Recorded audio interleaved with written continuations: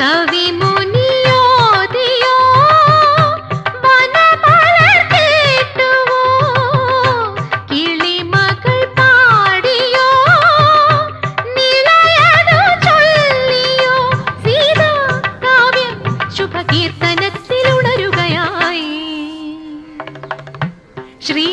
ശ്രീരാമനാമം